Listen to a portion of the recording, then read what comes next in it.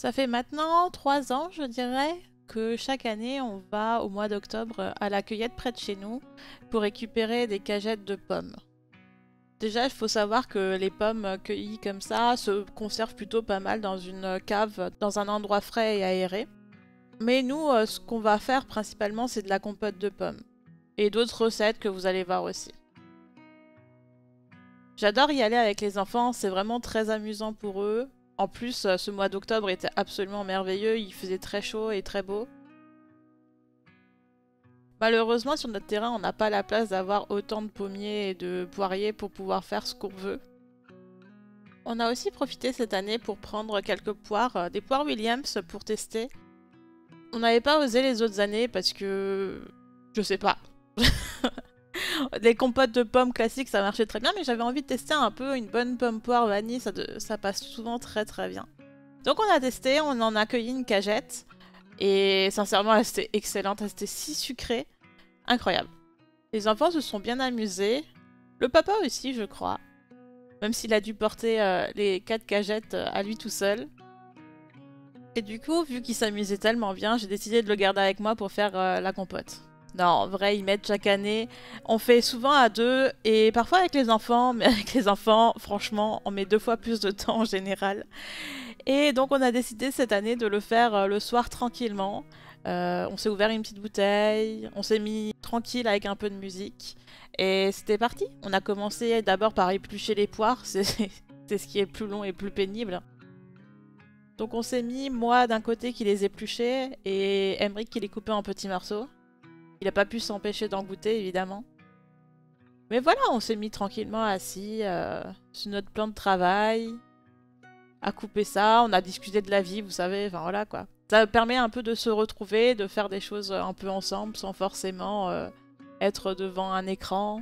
On passe toute notre journée devant des écrans, donc un peu de réalité ça fait du bien. Là, le paquet de poires congelées que vous voyez, c'est des poires qui traînaient dans mon frigo depuis un petit moment qu'on ne mangeait pas trop parce que c'était pas excellente.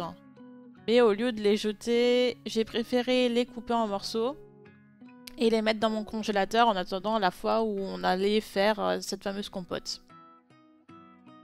Je fais souvent ça pour les fruits qui sont soit bientôt trop mûrs ou que personne aime trop.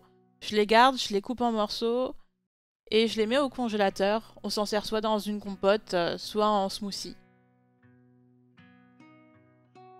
Là, du coup, vous allez voir, on va remplir 2 grosses marmites en fonte.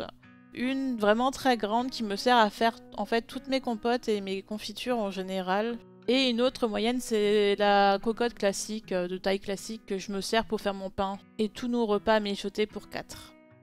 Ici, on a rempli les cocottes de pommes et de poires.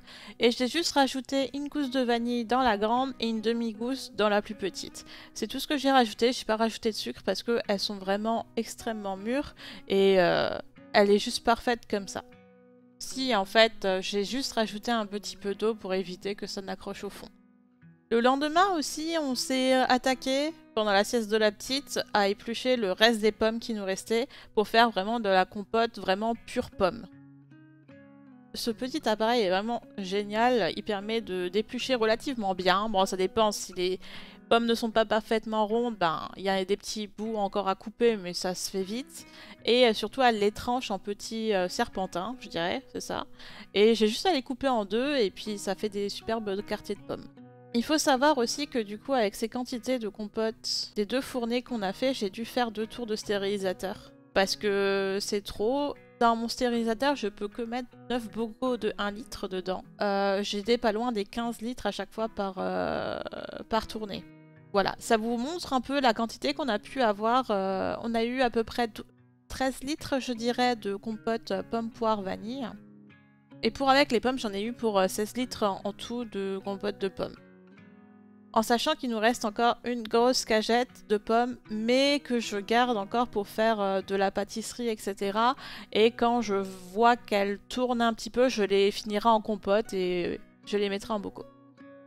Et voilà, je vais les faire cuire lentement à feu doux jusqu'à ce qu'elles soient bien ramollies, bien cuites, bien fondantes. Et après, je vais juste passer un coup de mixeur plongeant. C'est la meilleure technique que j'ai pour avoir vraiment une compote bien lisse. Et après, pour la stérilisation, il y a pas mal de règles à respecter quand même. Vous pouvez aussi très bien congeler, ça se congèle très très bien. Mais j'ai pas d'espace infini dans mon congélateur. Du coup, pour les bocaux, ce qu'il faut savoir, c'est qu'il faut que vous stérilisiez vraiment très très bien vos bocaux avant. Je vais venir les remplir avec de la compote très très chaude.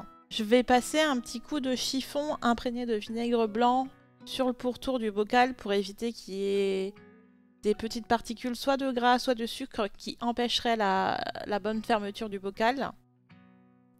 Je fais aussi ébouillanter mes petites capsules pendant 1 minute avant de les déposer dessus. J'utilise une petite pince métallique parce que ça m'évite de me brûler. Je viens fixer les couvercles dessus. Je les dépose ensuite dans mon stérilisateur où l'eau est déjà chaude. Je rajoute aussi un petit peu de vinaigre blanc pour éviter d'avoir tout le calcaire qui se fixe sur mes pots. Et je fais attention d'avoir au moins 2 cm d'eau au-dessus de mes bocaux pour que la stérilisation se fasse correctement. J'aime aussi beaucoup utiliser les pommes dans la pâtisserie. Vous allez voir, je vais vous montrer 2 recettes là que je fais régulièrement. Et en fait, c'est des recettes customisables. Là, je le fais avec des pommes, mais vous pouvez faire avec d'autres fruits. Là, je vais venir couper mes petites pommes en petits dés. C'est ce que je vais faire aussi pour la seconde recette. Pour pouvoir en faire des muffins. Des bons petits muffins pommes cannelle. C'est quelque chose que les enfants aiment beaucoup. Et ça permet de rajouter un peu de fruits dans leur alimentation. Et la recette des muffins, là-bas, c'est toujours très très simple. C'est de la farine, du sucre, des œufs, du beurre, un peu de lait et de la levure chimique. Et moi, je rajoute toujours une cuillère à café de bicarbonate de soude pour pouvoir avoir des muffins très moelleux. Juste avec cette base-là, vous pouvez faire plein de muffins différents. Vous pouvez même enlever le sucre et en faire des muffins salés. Et pour la préparation en elle-même, pour me faciliter la tâche, je vais d'abord dans un premier temps mélanger tous les ingrédients secs ensemble. La farine, le sucre, la levure chimique, le bicarbonate, le sel, la cannelle.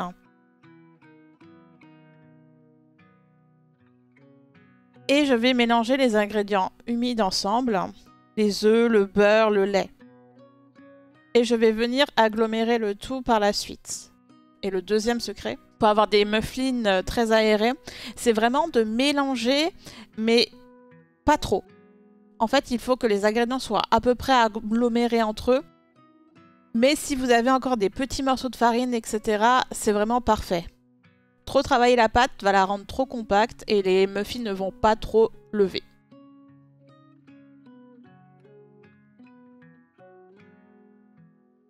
Je vais ensuite préparer mes moules à muffins et là je me embête pas trop. Je prends des caissettes qui sont compostables et je vais remplir tout simplement mes petits muffins. Et je rajoute par la suite des petits morceaux de pommes juste en décoration. Et je vais rajouter aussi un petit peu de sucre cassonade, mais c'est vraiment plus pour la déco, pour faire des jolis muffins. On enfourne tout ça pendant 12 minutes à 200 degrés dans un four en chaleur tournante.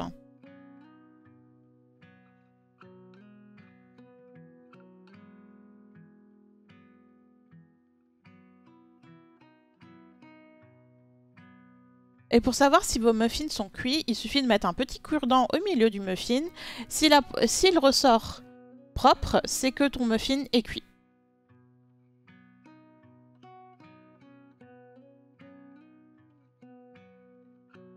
Je vais vous montrer ma recette préférée de pâtisserie.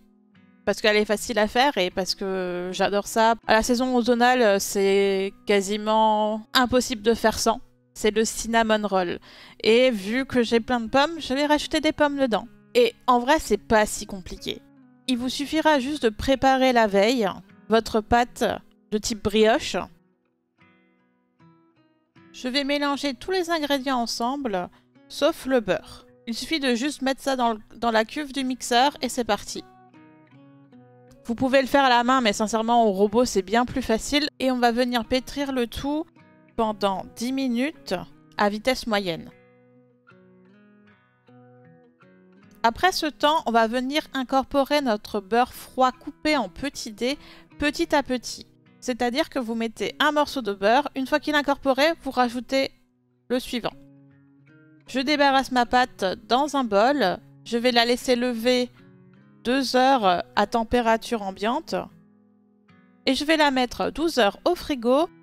Ça va permettre d'avoir une pâte beaucoup plus facile à travailler le lendemain. Le lendemain, justement, on va préparer la garniture. C'est composé de beurre fondu, de cannelle et de sucre cassonade.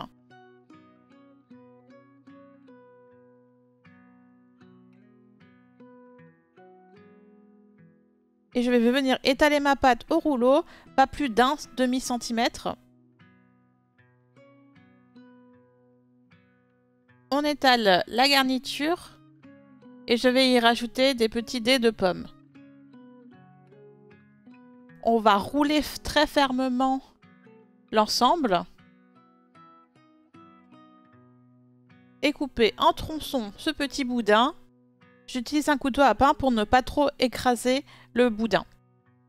Je le dépose dans un moule préalablement beurré et je vais laisser lever le tout couvert d'un torchon à température ambiante entre 45 minutes et 1 heure. Si vos petits tronçons ont doublé de volume, c'est que c'est prêt à cuire.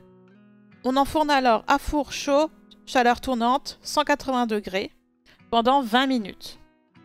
À la fin de ce temps, on débarrasse le moule sur une grille pour bien laisser refroidir. Et pour les gourmands, on peut rajouter une petite couche de glaçage, un blanc d'œuf et du sucre glace mélangé. Et après, vous n'avez plus qu'à vous couper une jolie part, car vous l'avez bien mérité. Et voilà, c'est la fin de la vidéo. N'hésitez pas à mettre un petit like si vous avez apprécié. Et à me dire en commentaire si vous allez réaliser une de ces recettes. Ou si vous êtes juste ici de passage pour saliver. Je vous souhaite une bonne journée. Prenez soin de vous et de vos proches. À la prochaine. Bye bye.